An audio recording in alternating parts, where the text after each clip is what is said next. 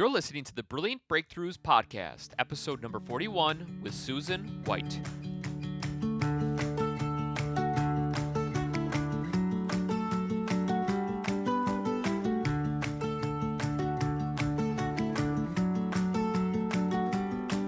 Hi, small business owners. Welcome to Brilliant Breakthroughs Podcast, where we focus on creating brilliant breakthroughs for the small business owner. FYI, that's also the name of the #1 Amazon best-selling book for small business and entrepreneurship. The good news is you can find this book in paperback or ebook on Amazon, and all you need to do is go to Amazon, type in Brilliant Breakthroughs for the small business owner. The subtitle is Fresh Perspectives on Profitability, People, Productivity, and Finding Peace in Your Business. And if you're listening to this after November of 2018, the one that we're referencing this time is the Pretty Blue Book. That sounds sort of funny.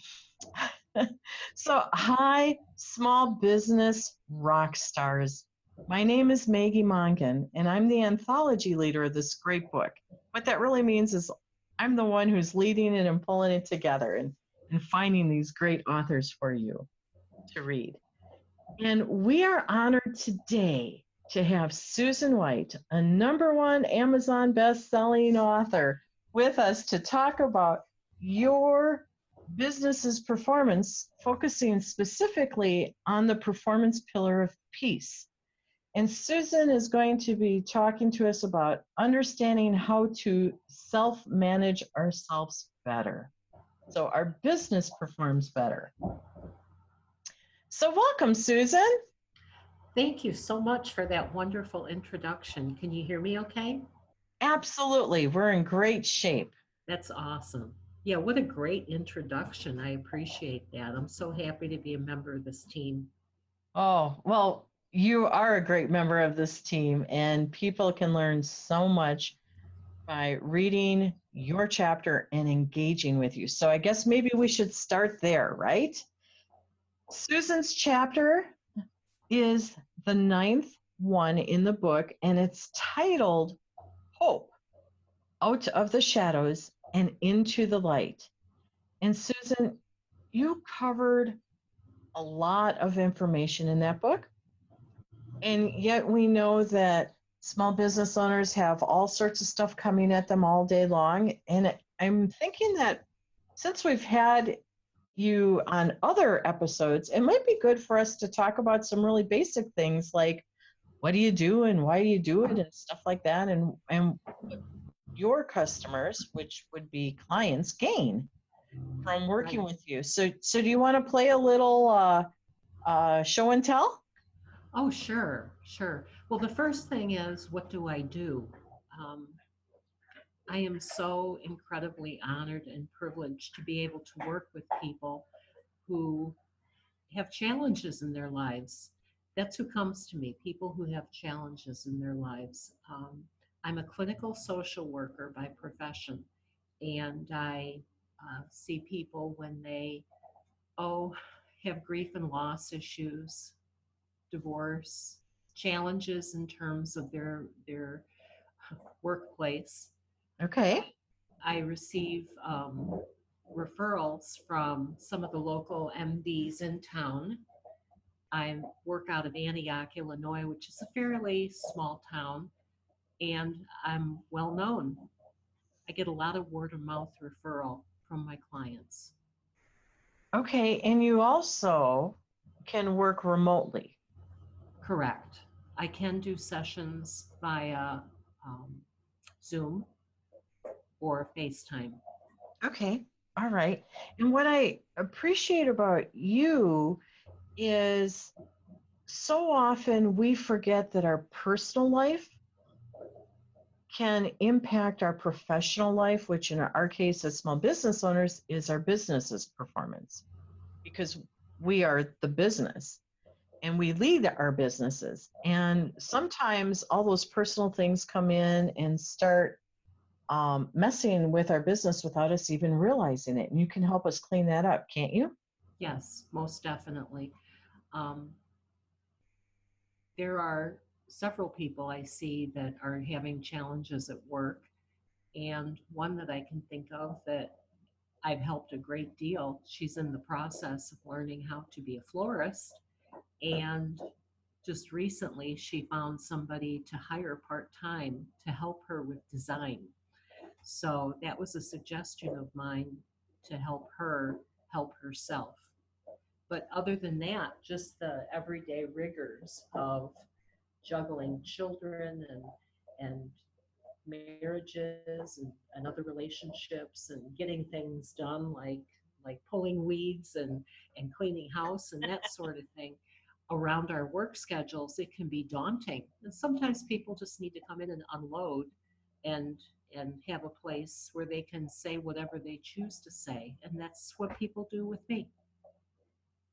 Okay, great. So, small business owners, we all know that we have plenty of those needs in our life, and sometimes even great things can be stressful. So, this is great to know that you have a safe place where you can just go be, you can work through a problem, or you can do a dump. Ah! Well, that's what therapy is all about. If you don't have the confidentiality and you don't have a therapist that's a good listener, I would suggest you find a new therapist. There you That's go. that's the strength of a good therapist, good listener and confidentiality. Okay, great. Well, thank you. You're helping us discern who may be a right fit. So, Susan, why do you do what you do? What's your why? That's a great question. I was just at a training over the weekend with other therapists, and we had a good laugh about sitting in a room with people who have the challenges and listening to that all day. And none of us could really come up with a good reason why we do that, but we did have a good laugh about it. Um, I'd have to say that I'm really intrigued with people and why they do what they do and how they navigate their way through their lives. I fell into this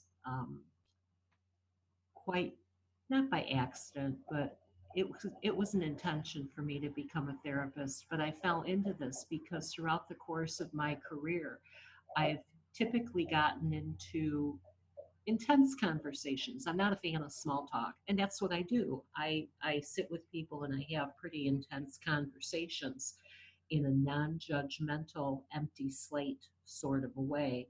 So that's why I do what I do. It's a natural thing for me to do. Oh, well, that makes sense. It's who you are. Correct. Cool.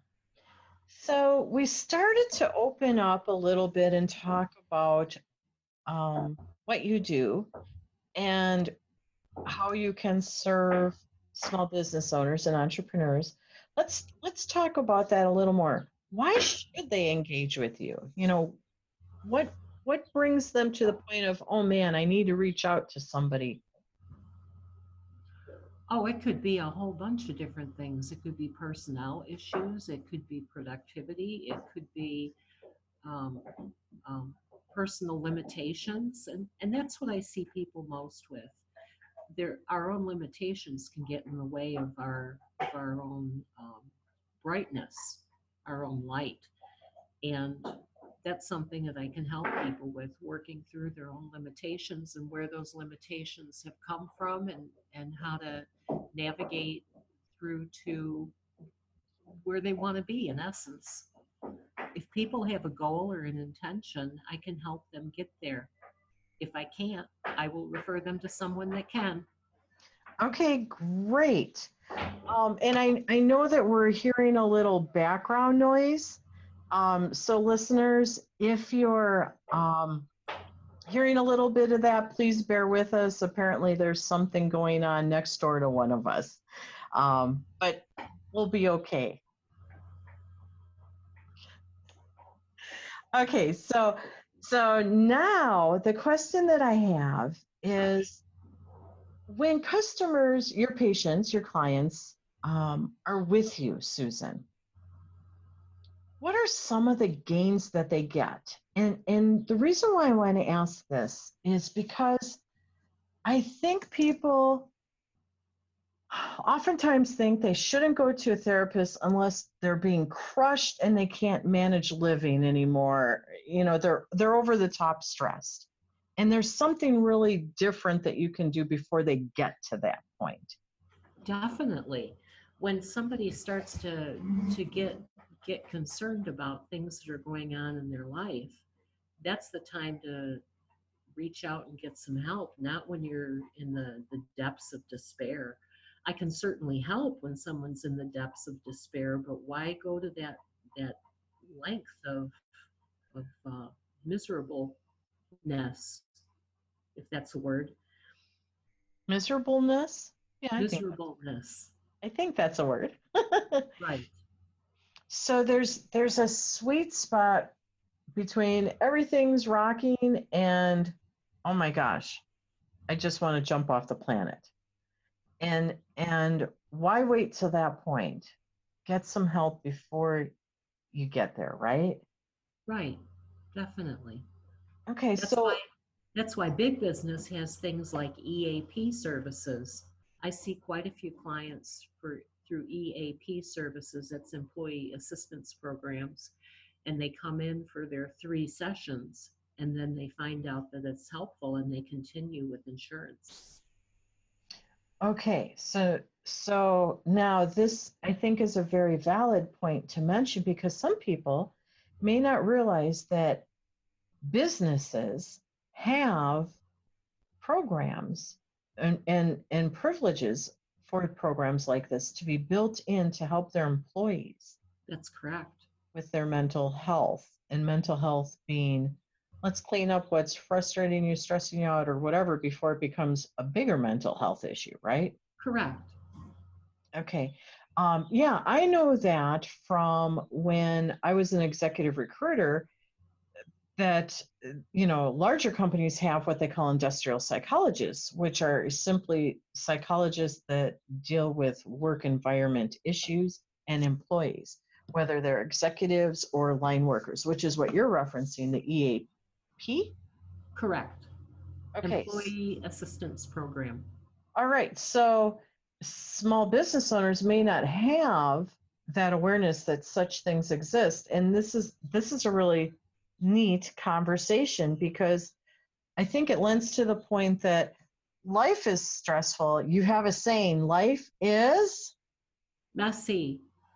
right. Life is messy. Yeah, life is messy. And I love that. I share that often with people and give you attribution on that. And when we take a human that's having life experiences and then we bring them into work, which is also messy, everything just can amp up very quickly. So by understanding that, oh, if bigger companies can identify with this, guess what? I guess I can too, because I am the CEO of my business. I'm the business leader, and I may or may not have a team, and that can be both good and or bad. Um, but we still have a lot of the same stressors of balancing life in a good way and business in a good way before Correct. before they both erode, right? Right. And Okay. that's what I can help people with, trying to differentiate what needs to be applied into their business life and what needs to be applied into their personal life, because they're interwoven. You can't have one without the other. Right. And sometimes we just need help in keeping them separate so we can focus on whichever one we're in at that moment, right? Right. Do you Right. see that a lot with people? I see it a lot in terms of the way people attach meaning to what's going on in their life. An example of that might be um, a coworker situation where two coworkers are working together and one has a problem with the other one. When we really delve into that, I can talk to the person that's come to see me and begin to excavate those things that she attaches to what's happening that may or may not be the truth. We humans are complex. We have a tendency to um, create a story around what we end up thinking and believing about others. So um, that's where I come in because I'm a really great listener and I ask really great questions. Those are two of my strengths and two of the strengths of any good therapist. Okay, so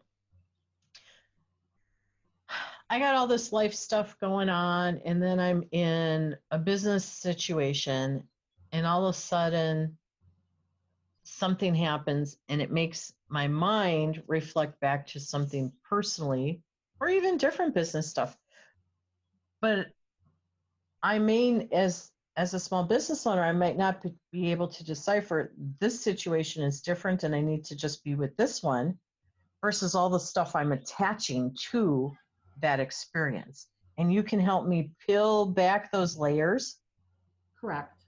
Okay. And they're layers. They're layers and layers of complexity because that's what we people are. We humans, we're layers of complex experiences and meaning making systems. Meaning making systems. Oh my gosh. I absolutely love that. That's pretty Mm-hmm. cool stuff. And that, oh, wow. Wow. I'm just thinking of all these conversations I have with small business owners and how they try to pile a whole bunch of stuff that is irrelevant onto the issue at hand for whatever reason, and it doesn't matter. That's another good reason to go see a therapist because very often we do that in our personal lives. I see that a lot in couples work because I see both individuals and couples. Oh, That's a huge area of conflict where somebody might bring a concern to somebody else and then all of a sudden they introduce a new concern and then it's just muddy waters from there. So that's one of the things that I do is I stay focused on the issue at hand until it's resolved or there's a game plan to resolve it. okay. So then this makes me think about how um, small business owners could utilize your service as well, because we've been focusing on self, the business owner, but there could also be um, if you have business partners, Correct. if you have employees. There's a friend of mine who's a mediator for the post office. Can you imagine that? No. That's all she. That's all she does for the I mean, post yes, I office. can imagine that there is a position. However, no, I can't imagine being in that role. And that's all she does is she mediates for the post office. Isn't that something? Yes. Yeah, it's daunting, isn't it? And But it that's is how she makes her living. And she's a therapist and a trained mediator as well, which by the okay. way, I am as well, a trained mediator. Aha. Good to know. Okay, so I'm gonna almost I want to hit pause on Susan right now and say, listeners, check this out. All that people stuff that you get bogged down with, here we are. Even if it's not something that you want to engage the other with, to have Susan mediate, but you just want to have a talk first, oh my gosh. Let's start by talking with Susan to understand what it is, and then she would be able to guide you as to how to move through it next. And, is it something that you can clean up, or is it something that you need mediation on? This is cool. I didn't even know that about you, that you're a mediator. I am. I use it in my practice, although most people think about mediation in terms of divorce. And I haven't had any clients that I've mediated divorce for, but I definitely use my mediation skills in my practice. Wonderful. Okay, so that's a little sidebar. Huh. Oh, okay. So you can really help us with our peace of mind, both personally and professionally, because they impact one another. That's the end of the story, isn't it? Definitely. Okay. So, before I get into asking you about 3 quick tips for small business owners, and I'll come back to that, I bet right now everybody's like, how do I get a hold of Susan? So, why don't we talk about that? There's probably 2 ways that folks can get a hold of you, Susan. Yes. Okay, so the first one is by going to our app that we have for the book, where all our podcasts are, our blogs, our events, and everything about the book and our authors. And that's by going to your app store and downloading Brilliant Biz Book. All one word, Brilliant Biz Book. And Susan, what's the other way they can get a hold of you? You can go to my website, which is www.lifeskills, LIFESKILLS,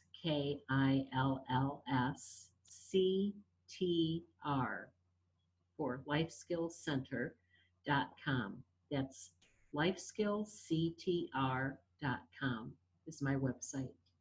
Beautiful, because I bet you're going to be receiving some messages very quickly after this. I'm available. Okay, and again, remember, Susan can work remotely, so don't let that hold you back. And she knows what she's doing when it comes to working with professionals and small business owners as well as employees. So she runs the full work gamut. So I promised that we were going to have a question for you about 3 quick tips that small business owners should always remember. What would they be?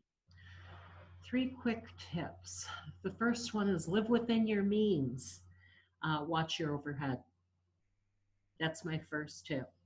I'm very careful with my overhead because as a therapist, I'm also a business owner and I have to think about all those different aspects of running a business just to keep myself sane. So that's the first one. I manage my overhead and keep it as low as possible. Okay, I love that because finances are a great stressor. Right. And the better my overhead is, the lower my overhead is, the more money I make. Got it. Cash flow. Win win. Overhead awareness.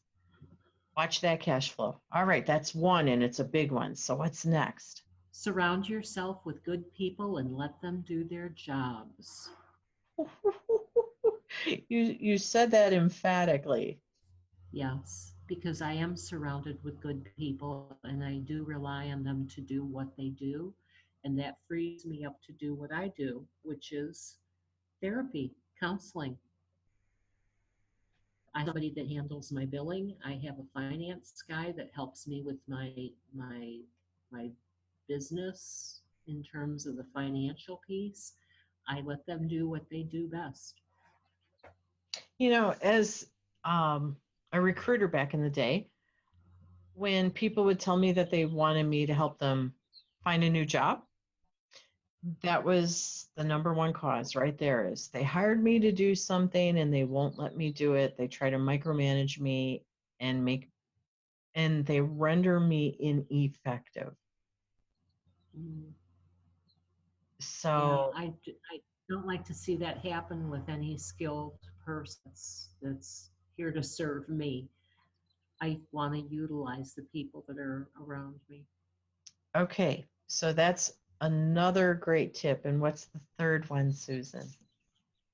Be be clear about what your business is. I'm not talking about a mission statement, but I'm thinking more about in my situation, people would say that I'm in private practice, and I've often thought to myself, it should be called public practice because I'm really here to serve the people. And if I'm not serving people, I'm doing what I need to be doing. There's a, a logo I have on my wall, a mantra, and it's this is a place to learn, grow, and develop. And that's what I have to stay focused on all the time. And I ask myself that question several times a day as I'm sitting and listening to people. How can this person learn? How can this person grow? How can this person develop? And then I test the waters, of course, to see if that's the direction they are wanting to go. Okay, so we need to be really clear about the game we're playing that we call business. Right. Got it. Makes a great deal of sense. Is there anything else that you think would be advantageous for small business owners to hear? Besides going into a litany for the next 3 days. No, I'd have to go into a litany for the next 3 days. We've covered the important aspects of what I can do for business. It's important if you are even in the least about something that you reach out and attempt to resolve it within your own mind before you attempt to resolve it otherwise, by taking action. Sometimes people can be very impulsive, and that's something I can help with as well. All right. All right. So that is important. I sort of similar to what I say with my quote of slow down to accelerate. Yeah, I like that. Thanks. So if we slow down, we can take the right actions, is what you're saying, or diffuse whatever it is so we can get to the core of what is really occurring and then move appropriately. Right. Okay, yeah, I would imagine that that's true. I bet that's what you're dealing with a great deal of the day, isn't it? It probably is, although I'm busy listening. So whatever I'm hearing is what I'm actually dealing with. Yeah, absolutely. Okay, well, I'd like to ask you more questions, and since we don't have 3 days to go into the litany, we're probably going to have to wrap up right now. Can you work with that? I can. It was great to talk to you, Maggie. Okay, so listeners, this is how you can engage more with #1 best-selling author Susan White. Start by reading chapter 9 in the book, Brilliant Breakthroughs for the Small Business Owner. She has a fabulous example that's a story that you will be able to relate to. And gift yourself and your business's performance by accepting Susan's invitation that she has on the author's page at the end of her chapter. It's an invitation for you to not feel so alone and receive some clarity. All you have to do is reach out to her. She's there for you. Susan, you also have been kind enough to go ahead and put your different social media handles in the book as well, so people know how to follow you, right? Right. Life Skills Center on Facebook. Beautiful. So there's one other really cool thing that I want to share with our listeners right now.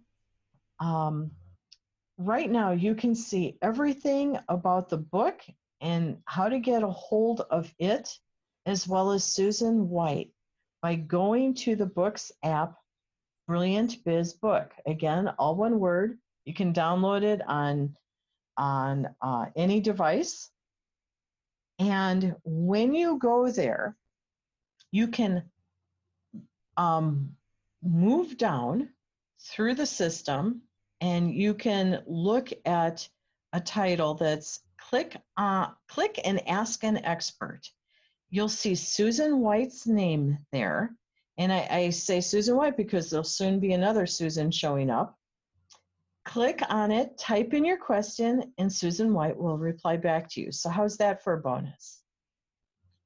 Susan, you gonna play with them? You gonna respond back if somebody asks you a question? You bet I will. All right, cool. Well, I want to thank you for your time today, Susan, and your wisdom sharing, because I think it gave people another understanding of why and how and when they should be reaching out to you. Thank you. Oh, thank you, Maggie. It was terrific to speak with you and to reach the audience. Beautiful. And listeners, we appreciate you listening to the Brilliant Breakthroughs podcast, where you learn all about how to create more brilliant breakthroughs for your small business. So until next week, shine brightly.